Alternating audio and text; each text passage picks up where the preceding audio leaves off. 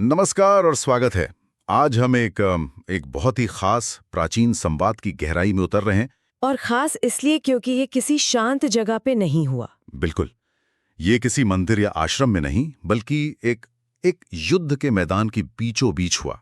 हमारे सामने जो स्रोत है वो है श्रीमद् भगवत गीता। और इसका जो संदर्भ है ना, वही इसे इतना नाटकीय बना देता है। हाँ बिल्कुल, सोचिए महाभारत का युद्ध बस शुरू ही होने वाला है। दोनों सेनाएं आमने सामने हैं और तभी महान योद्धा अर्जुन अपने हथियार डाल देते हैं। वो बिल्कुल टूट जाते हैं। हाँ, वो अपने ही परिवार वालों और गुरुओं से लड़ने के विचार से ही कांप उठते हैं। और इसी मनोवैज्ञानिक संकट के बीच उनके सारथी भगवान श्री कृष्ण उनसे बात करते हैं। तो आज का हमारा मिशन यही समझना है कि उस भयानक दुविधा की क्षण में दिया गया ज्ञान आज हमारी रोजमर्रा की मुश्किलों में हमारा मार्गदर्शन कैसे कर सकता है। चलिए इस बातचीत को परत दर परत खोलते हैं। को बाकी ग्रंथों से अलग करती है। ये कोई ऊपर से दिया गया कोई आदेश नहीं है। हाँ। बल्कि एक सवाल जवाब का सिलसिला है। एक तरफ अर्जुन है जो हमारे मन के सारे डर, भ्रम और सवालों का प्रतीक है। सही। और दूसरी तरफ कृष्ण है जो एक गुरु, एक मनोवैज्ञानिक और एक दोस्त की तरह उन सवालों के जवाब देते हैं। स्रोत के मुताबिक कृष्ण के दिए गए जवाबों को हम 3 बड़े रास्तों या योग में बांट सकते हैं। योग जी, जो जीवन को देखने का एक पूरा नजरिया देते हैं। तो पहले रास्ते से शुरू करते हैं, जिसका जिक्र सबसे ज्यादा होता है, कर्मयोग। हाँ, कर्मयोग। इसे आमतौर पर कह दिया जाता है, अपना काम करो, फल की चिंता मत करो। लेकिन ये सुनने में जितना आसान लगता है उतना है नहीं। बिल्कुल नहीं है। हमारा तो पूरा सिस्टम ही फल या नतीजों पर बना है। परीक्षा नंबरों के लिए, नौकरी प्रमोशन के लिए। तो ये विचार कि काम करो पर फल से मत जुड़ो, ये तो मतलब ये हमारी महत्वाकांक्षा कोई खत्म नहीं कर देता, जिस समय बहुत ही वाजिब है। हाँ, मतलब एक सीईओ या कोई एथलीट इस सोच के साथ कैसे टॉप पर पहुंच सकता है। और ये गीता का सबसे गलत समझा गया कॉन्सेप्ट भी यही है। अच्छा। देखिए, यहाँ जिस श्लोक का सार है, कर्मण्या अधिकारस्ते माँ फलेषु कदाचन, हाँ। उसका मतलब एम्बिशन छोड़ना नहीं है। उसका मतलब है नतीजों की चिंता, वो एंग्जाइटी को छोड़ना। ओह अच्छा, चिंता को छोड़ना। जी, कृष्ण ये नहीं कह रहे कि लक्ष्य मत बनाओ या जीतो मत। वो कह रहे हैं कि तुम्हारा अधिकार और नियंत्रण सिर्फ तुम्हारे कर्म पर है, तुम्हारी मेहनत पर। हाँ, तुम्हारी मेहनत पर है, फल पर नहीं। फल पर तो मतलब हजारों दूसरी चीजों का असर पड़ता है जो तुम्हारे कंट्रोल से बाहर है। अच्छा, तो ये नियंत्रण के बारे में, मतलब उन चीजों पर अपनी पूरी ऊर्जा लगाओ जो तुम बदल सकते हो, यानी तुम्हारा प्रयास। बिल्कुल। और जो तुम्हारे हाथ में नहीं है, यानी नतीजा, उसकी चिंता में अपनी ऊर्जा बर्बाद मत करो। बिल्कुल सही पकड़ा आपने। इसे आधुनिक मनोविज्ञान में लोकस ऑफ कंट्रोल कहते हैं। अच्छा। अपना ध्यान बाहरी नतीजों से हटाकर अंदरूनी प्रक्रिया पर ले आना। जब एक सर्जन ऑपरेशन कर रहा होता है तो उसका ध्यान मरीज को बचाने पर होता है, न कि इस बात पर कि उसे कितना बड़ा अवार्ड मिलेगा। सही बात है। जब एक क्रिकेटर गेंद का सामना करता है तो उसका ध्यान गेंद पर होता है, स्कोरबोर्ड पर नहीं। हाँ। इसे ही निष्काम कर्म कहते हैं, बिना आसक्ति के पूरी तरह डूबकर अपना काम करना। और असल में जब हम फल की चिंता से मुक्त होते हैं तभी हम अपना 100% दे पाते हैं। ये तो उल्टा है जो हम सोचते हैं। जी, चिंता प्रदर्शन को खराब करती है, बेहतर नहीं बनाती। ठीक है, तो कर्मयोग हमें बताता है कि क्या करना है, बिना फल की चिंता किए अपना काम। लेकिन ये सवाल तो उठता ही है कि इस तरह से काम करने के लिए जो मानसिक शक्ति चाहिए, जो स्थिरता चाहिए, वो कहाँ से आएगी। खुद को नतीजों से अलग रखना बहुत मुश्किल काम है। शायद इसका जवाब दूसरे रास्ते में छिपा है। आपने बिल्कुल सही जगह उंगली रखी है।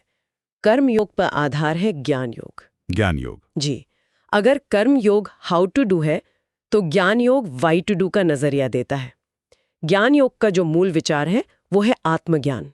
आत्मज्ञान। हाँ, स्रोत के मुताबिक कृष्ण अर्जुन को समझाते हैं कि तुम जिसे मैं समझते हो, यानी ये शरीर, ये मन, ये भावनाएं, ये तुम्हारा असली स्वरूप नहीं है। तो असली स्वरूप क्या है? तुम्हारा असली स्वरूप आत्मा है, जो न जन्म लेती है न मरती है। उसे कोई हथियार काट नहीं सकता, आग जला नहीं सकती, वो शाश्वत है। ये सुनने में बहुत दार्शनिक लगता है भी। लेकिन इसका रोजमर्रा की जिंदगी से क्या लेना देना? मैं आत्मा हूं, शरीर नहीं, ये जानने से मेरी ऑफिस की प्रेजेंटेशन की जो टेंशन है वो कैसे कम होगी? इसका सीधा संबंध है। सोचिए, हमारी ज्यादातर चिंताएं किस बात से जुड़ी होती हैं? असफलता का डर। हाँ, असफलता का डर, बेइज्जती का डर, कुछ खोने का डर, और अंत में मृत्यु का डर। बिल्कुल। ज्ञान योग कहता है कि ये सारे डर तुम्हारे शरीर और तुम्हारी पहचान से जुड़े हैं। अगर तुम ये समझ जाओ कि तुम्हारा असली वजूद इन सबसे परे है, तो क्या ये डर उतने बड़े लगेंगे? शायद नहीं। ये आधुनिक मनोविज्ञान की कॉग्निटिव रीफ्रेमिंग तकनीक जैसा है। अच्छा, रीफ्रेमिंग। जी, आप बाहरी घटना को नहीं बदल रहे, बल्कि उसके प्रति अपनी जो अंदरूनी प्रतिक्रिया है उसे बदल रहे हैं। ये समझकर कि आपका असली मैं इस सबसे अछूता है। आपको एक आंतरिक स्थिरता मिल जाती है, एक ऐसा लंगर जो जीवन के तूफानों में आपको डुबोने नहीं देता। मतलब ये हमें एक ऑब्जर्वर या साक्षी की बिल्कुल साक्षी भाव में ले आता है। भूमिका में ले आता है। हम अपने ही जीवन के नाटक को थोड़ी दूरी से देख पाते हैं, जिससे हम भावनाओं में बह नहीं जाते। बिल्कुल सही। ये वाकई एक शक्तिशाली विचार है। तो हमारे पास कर्म का रास्ता हो गया, ज्ञान का रास्ता हो गया, लेकिन क्या कोई ऐसा रास्ता भी है जो इतना बौद्धिक न हो, जो दिल से ज्यादा जुड़ा हो? यहीं पर तीसरा मार्ग भक्ति योग आता है। भक्ति योग। जी, अगर ज्ञान योग बुद्धि का मार्ग है तो भक्ति योग हृदय का मार्ग है। इसका सार है श्रद्धा, समर्पण और प्रेम। कृष्ण कहते हैं कि जो सब कुछ मुझ पर छोड़कर प्रेम से मुझे याद करता है, मैं उसका उद्धार करती हूँ। अच्छा।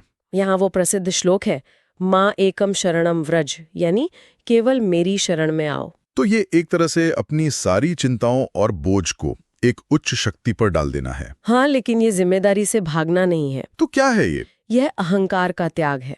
यह मानना कि मैं सब कुछ कंट्रोल नहीं कर सकती। भक्तियों की खूबसूरती उसकी सरलता में है।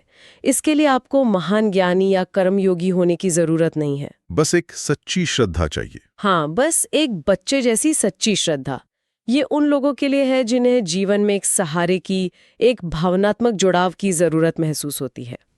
और दिलचस्प बात यह है कि ये तीनों रास्ते अलग अलग नहीं हैं, जुड़े हुए हैं। बिल्कुल। एक सच्चा कर्मयोगी ज्ञानी भी होता है, एक ज्ञानी में भक्ति भी होती है, और एक भक्त अपने कर्म को पूजा समझकर करता है।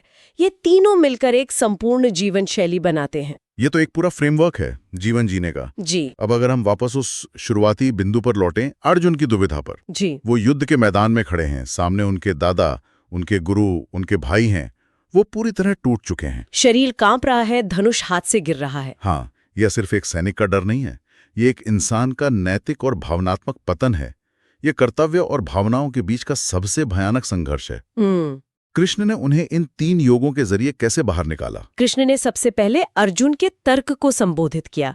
अर्जुन कह रहे थे कि मैं अपने लोगों को मारकर राजपाट नहीं चाहता, जो सुनने में तो बहुत नैतिक लगता है। बिल्कुल, लेकिन कृष्ण ने उस तर्क के पीछे छिपे मोह यानी व्यक्तिगत लगाव को उजागर किया। उन्होंने कहा, अर्जुन, तुम एक योद्धा हो। इस समय तुम्हारा क्षत्रिय धर्म यानी तुम्हारा कर्तव्य समाज में धर्म और न्याय की स्थापना के लिए लड़ना है। अच्छा। तुम अपनी व्यक्तिगत भावनाओं को अपने सामाजिक कर्तव्य के आड़े आने दे रहे हो। तो क्या कृष्ण की सलाह को भावनाओं को दबाने का संदेश माना जाए, या ये उससे कुछ और गहरा है? ये बहुत गहरा है। ये भावनाओं को दबाना नहीं है, बल्कि उन्हें सही नजरिए से देखना है। सही नजरिया। हाँ, कृष्ण कहते हैं कि तुम जिनके मरने का शोक कर रहे हो, वे आत्मा के रूप में तो कभी मरेंगे ही नहीं। ये हुआ ज्ञान योग। ज्ञान योग, हाँ। फिर वो कहते हैं, तुम सिर्फ अपना कर्तव्य करो, परिणाम ईश्वर पर छोड़ दो। ये है कर्मयोग। कर्मयोग। और अगर ये सब बहुत मुश्किल लगे तो मुझ पर विश्वास करो और मेरी शरण में आओ। ये है भक्ति योग। अच्छा, तो तीनों का इस्तेमाल किया। जी, उन्होंने अर्जुन को कोई एक समाधान नहीं दिया, बल्कि सोचने का एक पूरा ढांचा दिया, जिससे अर्जुन खुद सही निर्णय पर पहुंच सके। और यह संदेश सिर्फ युद्ध के लिए नहीं है, ये हर उस डॉक्टर के लिए है जिसे किसी अपने का ऑपरेशन करना पड़े। सही बात है। हर उस मैनेजर के लिए है जिसे अपने दोस्त को नौकरी से निकालना पड़े। हर उस स्थिति के लिए है जहां हमारा व्यक्तिगत लगाव हमारे सही कर्तव्य के रास्ते में आता है। तो अर्जुन की दुविधा एक प्रतीक है, बिल्कुल, जो हम सबके जीवन में आने वाले उन कुरुक्षेत्र का प्रतिनिधित्व करती है जहां हमें मुश्किल लेकिन जरूरी फैसले लेने पड़ते हैं। तो इस सब को सुनने के बाद मेरे मन में कुछ मुख्य बातें टिक गई हैं जो हम आज भी इस्तेमाल कर सकते हैं। बिल्कुल, और इन शिक्षाओं की प्रासंगिकता आज शायद पहले से भी ज्यादा है। पहली बात तो यही है कि मुश्किल हालात में धैर्य रखना। अर्जुन की तरह भावनाओं में बहकर तुरंत कोई फैसला ना लेना। सही, थोड़ा रुकना। दूसरी, जैसा हमने कर्म योग में समझा, अपना फोकस नतीजे से हटाकर काम की क्वालिटी पर लाना। इससे न सिर्फ तनाव कम होता है, बल्कि काम भी बेहतर होता है। हाँ। तीसरा, अपनी नकारात्मक भावनाओं को, जैसे अहंकार, गुस्सा, लालच, पहचानना और समझना कि ये हमारे फैसलों को कैसे प्रभावित करती हैं। आत्म जागरूकता। और चौथा, किसी बड़े उद्देश्य या सिद्धांत में विश्वास रखना जो हमें व्यक्तिगत असफलताओं से ऊपर उठने की ताकत दे। आपने बिल्कुल सही सार निकाला है।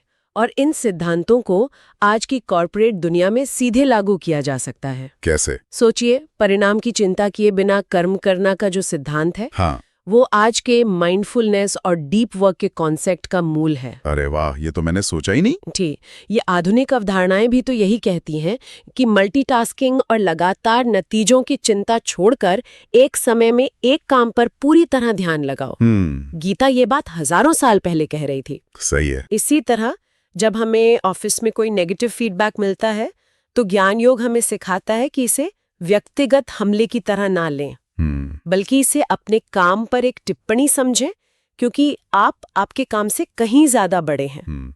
ये एक बेहतरीन कनेक्शन है।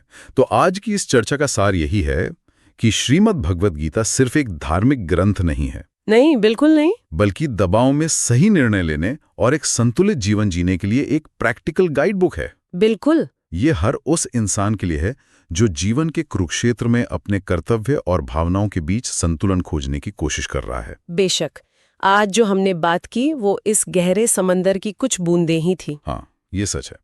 और इसी बात पर स्रोत में एक पंक्ति का जिक्र था जहां कहा गया है, यदि आप चाहें तो मैं 18 अध्यायों का अलग अलग छोटा सार भी बता सकती हूँ। ये सिर्फ एक वाक्य नहीं है, ये एक निमंत्रण है। एक निमंत्रण, जी। और यहीं से एक अंतिम विचार मन में आता है। ये एक महत्वपूर्ण सवाल खड़ा करता है। अगर सिर्फ इन 3 मुख्य मार्गों को समझने से जीवन को इतना स्पष्ट नजरिया मिल सकता है, तो गीता के पूरे 18 अध्यायों की यात्रा जो मानव मनोविज्ञान की हर परत को खोलती है, वो एक व्यक्ति को आत्मज्ञान और जीवन के उद्देश्य की कितने और करीब ले जा सकती है। ये सोचने वाली बात है। ये एक ऐसी यात्रा है जिस पर शायद हर किसी को विचार करना चाहिए।